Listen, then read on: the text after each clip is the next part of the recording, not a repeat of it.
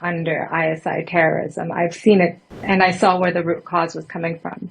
And I understand deeply the ISI propaganda. I understand deeply because it's affected my own country. What India did was necessary. Pakistan is breeding terrorism. They went into Kashmir, Baloch, who's in prison, but people like Osama bin Laden and the leaders of Lashkar-e-Taiba are allowed to roam freely within the country. In Balochistan, it's been decades of forced disappearances, murders, organ harvesting. I've lived under ISI terrorism. I've seen it firsthand in the last 10 years, over 10 years of my life. And I saw where the root cause was coming from.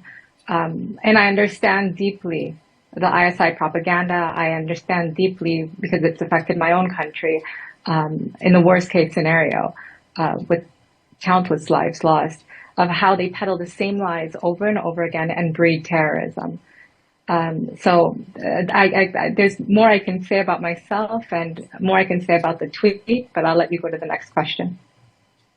Right. Mariam, while India has hit terror infrastructure in Pakistan and Pakistan occupied Kashmir with Operation Sindoor and proofs being provided to the world, Pakistan has been peddling fake narrative. What is your comment on that, and how do you look as India's strike against terror infrastructure in Pakistan? I think that what India did was necessary. Pakistan is breeding terrorism. They went into Kashmir and they killed innocent lives. You can't let that go that simply. And the attacks that India is doing is in a very responsible way. They're going after terrorism outposts, terrorist camps, places where the military is helping terrorists breed even more in Pakistan. So the propaganda that's being peddled by India is the same issues that they've been doing for the last 77 years. It's the same lies that they've been peddling out of these troll farms online, out of their paid media spokespeople that are speaking, even out of their own ISI, their leadership, as well as their Minister of Foreign Affairs. They're peddling lies. They're deflecting, blaming the United States for supporting the terrorists and forcing them to harbor terrorists within their borders, or they're blatantly threatening the world with nuclear annihilation.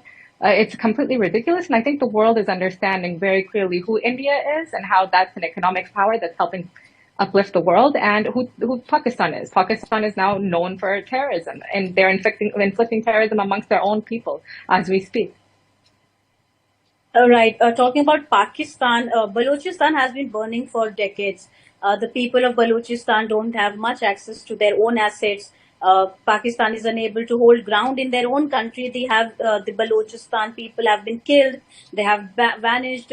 How do you look at the war and aggression that Pakistan is facing within, and now Baloch leaders, they are declaring independence from Pakistan and seeking support from India and global community?